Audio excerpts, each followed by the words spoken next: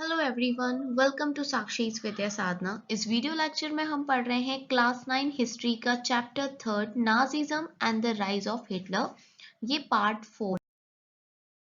इस पार्ट 4 में हम फोर्थ टॉपिक को देख रहे हैं, youth in Nazi Germany. Hitler अपने कंट्री के जो युवा लोग थे उनमें काफी इंटरेस्ट लेता था। ठीक है, उसका मानना था कि नाजी सोसाइटी को स्ट्रॉन्ग बनाने के लिए हमें बचपन से ही बच्चों को नाजी आइडियोलॉजी को सिखाना होगा, जिसके लिए हमें क्या करना होगा, कंट्रोल करना पड़ेगा बच्चों के ऊपर, स्कूल के अंदर भी और स्कूल के बाहर भी। तभी हम बच्चों को नाजी आइडियोलॉजी सिखा पाएंगे, ऐसा हिटलर का सोचना था। तो दरअसल क्या होता था, स्कूल्स के अंदर सारे स्कूल्स को साफ किया गया, या बोलो उनका शुद्धिकरण किया गया, उनको प्यूरिफाइड किया गया। इसका मतलब जो भी टीचर्स थे जो ज्यूस थे, या फिर जो बच्चे थे जो ज्यूस थे, उन सबको निकाल दिया गया स्कूल से। German and juice could not sit together और प्ले टुगेदर। ये बच्चों को सिखाया जा रहा था कि एक जर्मन और एक ज्यू एक साथ ना तो बैठ सकते हैं ना खेल सकते हैं। ठीक है, अनडिजायरेबल चिल्ड्रन बोला गया ज्यूस लोगों को, या फिर जो लोग फिजिकली हैंडीकैप थे, जिप्सीज जो थे, इन सभी को स्कूल से बाहर उठा के फेंक दिया गया। और फाइनली 1940s के अंदर इनको गैस चैम्बर में लेके गए, जहां पर ये इन्होंने अपना दम तोड़ दिया, जैसे कि हम प्रीवियस अपने वीडियोस में पढ़ते हुए आ रहे हैं, देखते हुए आ रहे हैं। फिगर 23 के अंदर देखिए, यहाँ पर क्लासरूम सीन है depicting a lesson on racial anti Semitism. यहाँ पर पढ़ाया जा रहा है बच्चे को किसके बारे में, रेशियल एंटी सेमिटिज्म के बारे में। फ्रॉम देयर गिफ्ट पिल्स, ये कौन थे, poison mushroom by the Ernst Hiemer, Nuremberg, Der Stürmer 1938। तो वहां पर इस तरह की पिक्चर उन्होंने बनाई है और ये पढ़ाया जा रहा है रेशियलिज्म के बारे में क्लासरूम के अंदर। ठीक है, good German children were subject to a process of Nazi schooling, a prolonged period of ideological training. Schools में बच्चों को सिखाया जा रहा है कि कैसे ज्यूस से नफरत करनी है, कैसे आप लोग सुपीरियर हैं। तो ये जो आइडियोलॉजी है नाजीज लोगों की, कि भाई आपको रेस के साथ कोई भी खिलवाड़ नहीं करना है, सबसे सुप्रीम रेस है जर्मन। तो ये सारी आइडियोलॉजी स्कूल्स के माध्यम से बच्चों के दिमाग में भरी जा रही थी।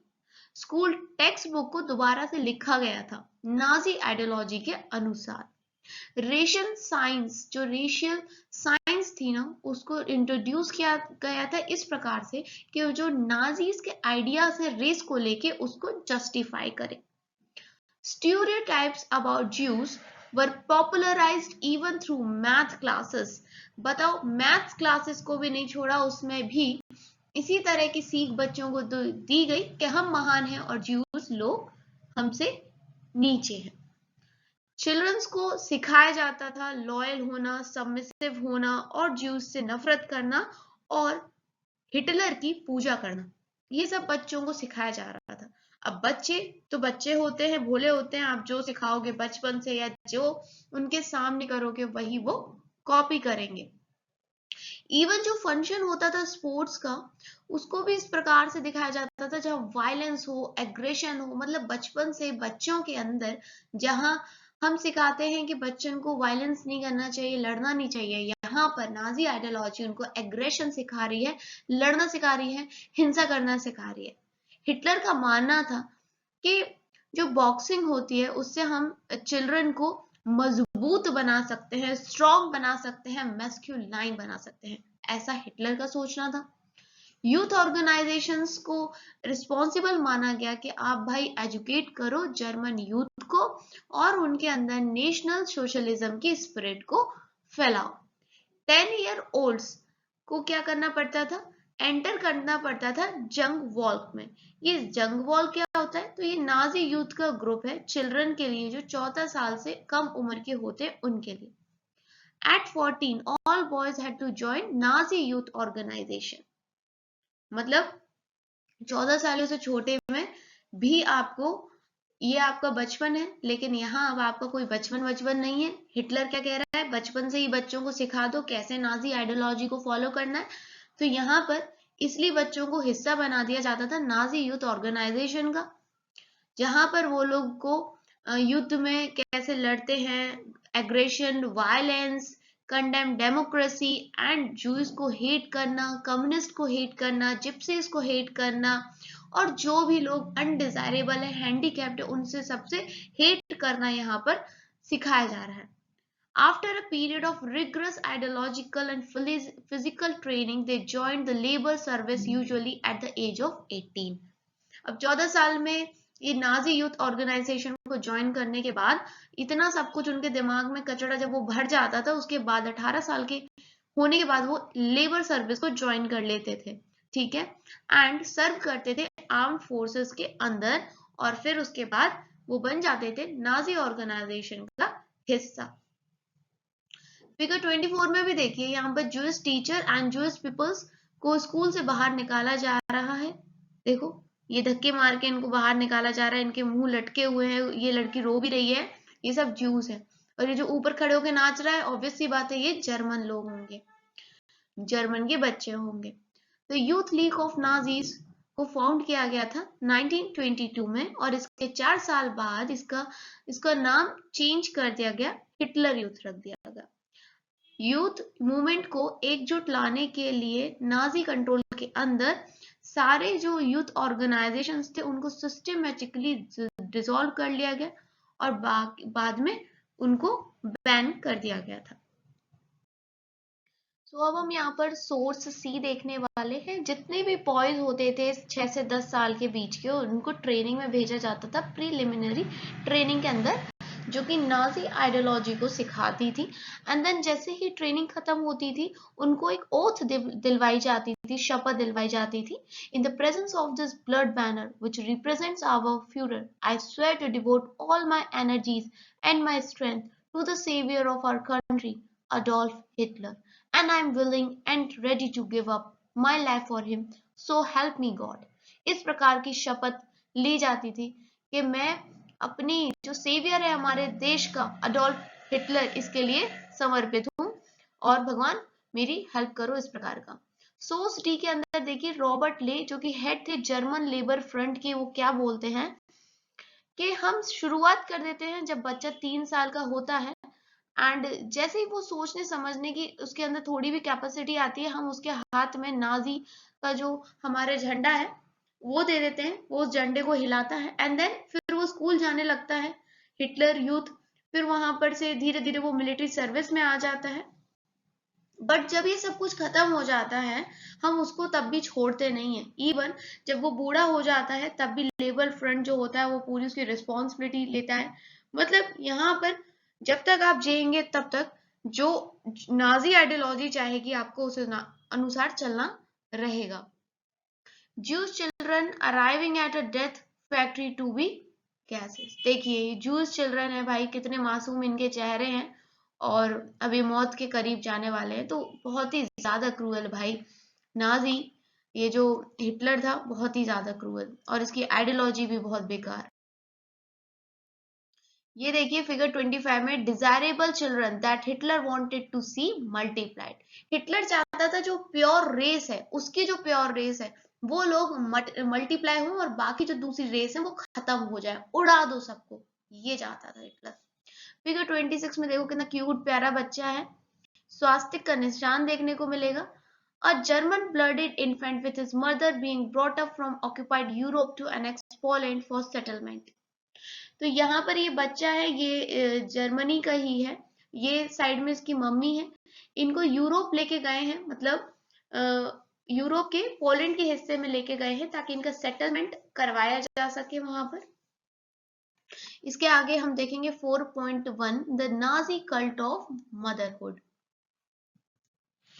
सो यहाँ पर हम थोड़ा सा औरतों की कंडीशन को देखेंगे। तो जो चिल्ड्रन होते थे नाजी जर्मनी में, उनको क्या करते थे, रिपीटेडली बोला जाता था कि जो औरतें हैं वो रेडिकली डिफरेंट होती हैं आदमियों से, and the fight for equal rights, जो कि लड़ाई है इक्वल राइट्स की औरतों और आदमियों के लिए, वो पार्ट बन चुकी एक डेमोक्रेटिक स्ट्रगल का हर जगह, जो गलत है ना। और ये हमें खत्म करना चाहिए। बच्चों को, जो लड़के होते थे, उनको सिखाया जाता था कि आपको एग्रेसिव रहना है, आपको मैस्कुलाइन रहना है, और अपना जो दिल है ना वो पत्थर का बनाना है। लड़कियों को सिखाया जाता था कि आपको अच्छी माँ बनना है, और एक जो प्योर हमारी जर्मन रेस है उसको ही आपको जन्म देना है, आर्यन चिल्ड्रन पैदा करने हैं। गर्ल्स को बोला जाता था कि आपके ऊपर जिम्मेदारी है कि आपको आपके रेस की जो प्योरिटी है उसको बना के रखना है। औरतों को बोला गया कि आपको ज्यूस लोगों से क्या करना है, दूरी बना के रखनी है, बस अपने घर को संभालना है, और अपने जो आपके बच्चे हैं उनको नाजी वैल्यूज सिखानी है।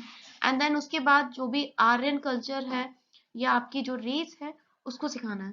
1933 के अंदर हिटलर ने क्या बोला है कि औरतें बहुत जरूरी है हमारे यहाँ, बहुत जरूरी एक नागरिक है। बट नाजी जर्मनी की अगर बात की जाए तो यहाँ पर औरतों को इक्वल ट्रीटमेंट नहीं मिलता था।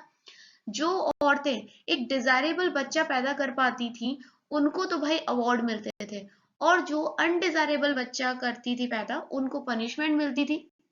अब देखो, जो अच्छा बच्चा पैदा कर रही हैं, जर्मन रेस का कर रही हैं, और जो पूरी तरीके से हष्ट पुष्ट स्वस्थ बच्चा है, जो आर्मी में जा सकता है या फिर नाजी के लिए कुछ कर सकता है, नाजी जर्मनी के लिए, उनको क्या होता था, हॉस्पिटल्स में फेवर ट्रीटमेंट मिलता था। उनको अगर वो सामान खरीदने जाती थी मार्केट में तो उनको कंसेशन मिलता था, थिएटर की टिकट्स मिलती थी, रेलवे के जो उनके फेयर्स होते थे वो भी कम होते थे, जिससे बाकी औरतों के अंदर भी एक एनकरेजमेंट आए कि भाई हमको ना ऐसे बच्चे पैदा करने हैं जो नाजी के लिए अच्छे हों, प्योर नाजी रेस के बच्चे हमें पैदा करने हैं, और ज्यादा बच्चे पैदा करने हैं। यहाँ पर उनके ओनर में क्रॉसेस भी अवॉर्ड करे गए। तो अगर जो औरत 4 बच्चे पैदा करेगी उसको ब्रॉन्ज क्रॉस मिलेगा, अगर जो औरत 6 बच्चे पैदा करेगी तो उसको सिल्वर क्रॉस, 8 बच्चे पैदा करने में गोल्ड क्रॉस। गजब बात है ना, बच्चे पैदा करने पे यहाँ पर अवार्ड मिल रहा है। और आगे ऊपर बताई गई बातों का जो भी औरत ध्यान नहीं देती थी या डेविएट करती थी इस कोड ऑफ कंडक्ट से, उसको पब्लिकली बहुत ज्यादा कंडेम किया जाता था, पनिशमेंट दी जाती थी। और जो भी ज्यूज, पोल या रशियन लोगों से संबंध रखती थी उनको गंजा कर दिया जाता था, उनका मुंह काला करके उनकी गर्दन बांध के पूरे शहर में घुमाया जाता था, उनसे बुलवाया जाता था कि I have solid the owner of the nation. और तो और बहुत लोगों को इस कारण से जेल भी हो जाती थी, उनके जो नागरिक, जो उनका सम्मान होता है ना एक, वो छीन लिया जाता था, उनके घर के लोगों को, उनके हस्बैंड, उनकी फैमिली को क्रिमिनल ऑफेंस के तहत सजा सुनाई जाती थी। आगे देखेंगे द आर्ट ऑफ प्रोपोगेंडा। नाजीरिज्म के अंदर ना जो लैंग्वेज यूज की जाती थी वो बड़ी खतरनाक थी, मतलब बड़े ही गजब लोग थे। एक ग्रेट इफेक्ट दिलाने के लिए इनकी लैंग्वेज देखना कैसे यूज करते थे।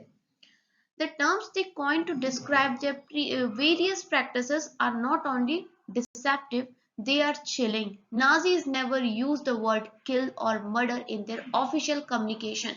जैसा कि अभी तक हम पढ़ते आ रहे हैं, चैप्टर खत्म होने को आ गया कि इतने लोगों को मार दिया गया, इतने लोगों को मार दिया गया, ये हमारे शब्द हैं, लेकिन इनके ऑफिशियल डॉक्यूमेंट्स में कहीं पर भी किल या मर्डर जैसे शब्द नहीं होंगे। बड़े चालाक लोग हैं ये।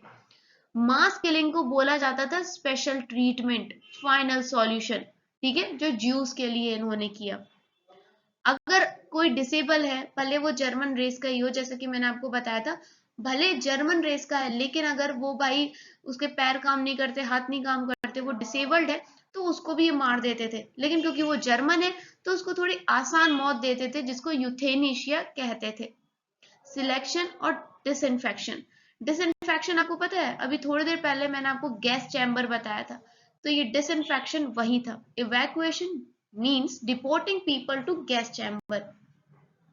गैस चैम्बर में लोगों को लेके जाने को ही इवैक्यूएशन कहा जा रहा है।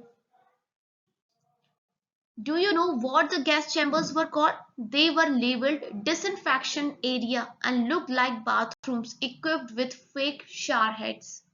मतलब डिसइंफेक्शन, गजब क्या नाम रखा है, डिसइंफेक्शन एरियाज, और बाथरूम जैसे दिखते थे, शावर हेड्स लगे थे वहां पे ले जाके लोगों को बंद कर देते थे और गैस छोड़ देते थे, लोग मर जाते थे। इस प्रकार के इन लोगों की तो टर्म्स थी। मीडिया भी केयरफुली यूज करती थी ताकि उसको इस रेजिम का सपोर्ट मिले, और पॉपुलराइज करने की कोशिश करती थी नाजी आइडियोलॉजी को पूरे वर्ल्ड में। नाजी के जो आइडिया थे वो स्प्रेड कर रहे थे इमेजेस के थ्रू, फिल्म्स के through, radio, poster, catchy slogans के थ्रू। और इन पोस्टर ग्रुप्स को आइडेंटिफाई किया जाता था as enemy of Germans, were stereotype, mocked, abused and described as evil. Socialist and liberals were represented as weak and degenerate. यहाँ पर समझ रहे हो, जो लोग सोशलिस्ट हैं या लिबरल्स हैं उनको कमजोर और डिजेनरेट दिखाया जाता था। इनको अटैक किया जाता था as a malicious foreign agents. Propaganda films were made to create hatred for Jews. Pictures भी बनाई जाती थी ताकि लोगों को पिक्चर्स के माध्यम से नफरत पैदा करवा सकें ज्यूज के खिलाफ। एंड जो इनकी मोस्ट इनफेमस फिल्म है वो है द इटर्नल ज्यू। ऑर्थोडॉक्स ज्यूज जो थे वो स्टीरियोटाइप थे एंड मार्क्ड, जैसे कि शो किया गया है, they were shown as wearing flowing beard, kaftans, and whereas in reality it was difficult to distinguish German Jews by their outward appearance because they were highly assimilated community। अब देखो, वैसे तो इन लोगों ने अपनी मूवी में थोड़ा सा बड़ी सी दाढ़ी का कुछ इस प्रकार से काफ्तान बांधे हुए दिखाया है ज्यू लोगों को, लेकिन अगर आप रियलिटी में देखो तो एक जर्मन रेस के बंदे को और ज्यू को आप ना डिफरेंशिएट नहीं कर पाओगे, क्योंकि एक ज्यू एक ऐसी कम्युनिटी थी काफी ज्यादा मिल चुकी थी जर्मन में, तो ऐसे देखने में आज तक कुछ अंतर नहीं दिखता था। बट फिर भी इन्होंने ज्यू को वर्मिन बोला, चूहा बोला, पेस्ट बोला, मतलब समझ लो वर्मिन, रैट, पेस्ट, ऐसी चीजों को बोल के ये ज्यूज को बुला रहे हैं। एंड इनके जो मूवमेंट्स थे were compared to those of rodents. जो भी मूवमेंट्स चले गए थे ज्यूज के द्वारा, उनको रोडेंट्स के मूवमेंट से तुलना की जा रही है। Nazis worked on the minds of people, tapped their emotions and turned their hatred and anger at those marked as undesirable। यहाँ जो नाजी आइडियोलॉजी है ना, उसने लोगों को पागल कर दिया था। उनके जो भी थोड़ा बहुत नफरत गुस्सा थी उसको इतना ज्यादा बढ़ा दिया, उनके इमोशंस को ऐसे कब्जे में कर लिया कि जो भी गलत लोग थे, अपने से अलग लोग होते थे, नाजी रेस से जो अलग लोग थे, उनको अनडिजायरेबल मार्क कर दिया गया। नाजीज ने इक्वल एफर्ट्स किए ताकि वो डिफरेंट सेक्शन ऑफ पॉपुलेशन को अपील कर सकें, ताकि उनके पास एक सपोर्ट आए। क्या सपोर्ट आए? That Nazis alone could solve all their problems. Nazi अकेले ही उनकी सारी प्रॉब्लम्स को सॉल्व कर सकते हैं। यहाँ फिगर 28 में एक नाजी पोस्टर दिखाया जा रहा है जिसमें ये लोग जू पे अटैक कर रहे हैं। Caption above read, money is the God of Jews. यहाँ पर बोला जा रहा है कि जो पैसा है वही भगवान है जूस लोगों का। And in order to earn money he commits the greatest crime, he does not rest until he can sit on a big sack of money, until he has become the king of money। तो यहाँ पर एक image, एक propaganda किया जा रहा है juice के खिलाफ। ये दिखाने की कोशिश की जा रही है कि भाई इनको तो बस पैसे से प्यार है, पैसा इनका भगवान है, और कितने बहुत सारे क्राइम्स इनने किया है पैसा कमाने के लिए। एंड इस प्रकार की कुछ इमेज एक ज्यू बंदे की दिखाई जा रही है। वेदर हमने पहले पढ़ चुका है कि जो ज्यूज थे वो एक ट्रेडिंग कम्युनिटी है और उन्होंने अपनी मेहनत और स्किल्स के बल पे पैसा कमाया था, लेकिन यहाँ एक प्रोपेगेंडा चलाया जा रहा है। और कई बार आप देखते हो इसी प्रकार का प्रोपेगेंडा इंडिया के खिलाफ भी चलाया जाता है फेसबुक पे, इंस्टाग्राम पे, और ये सब कहीं ना कहीं पाकिस्तान के लोग करते हैं। तो दोस्तों, आप भी अभी छोटे नहीं हो, आप सब लोग मुझे पता है इंस्टाग्राम आईडी बना के बैठे हो, फेसबुक चलाते हो आप लोग, तो ठीक है आप लोग थोड़ा जागरूक बनो और ऐसे घटिया प्रोपोगेंडा से बचो। सो अब पार्ट 5 है ordinary people and the crimes against humanity. छोटा सा है लेकिन मैं इसको नेक्स्ट वीडियो में ही लेके आऊंगी, क्योंकि मैंने पार्ट वाइज वीडियोस को आपके डिवाइड किया था। जैसे अब ये पार्ट 5 है तो पार्ट 5 में ही आएगा इस चैप्टर के। तो बने रहिएगा मेरे साथ। Thanks for watching Sakshi Vidya Sadhana.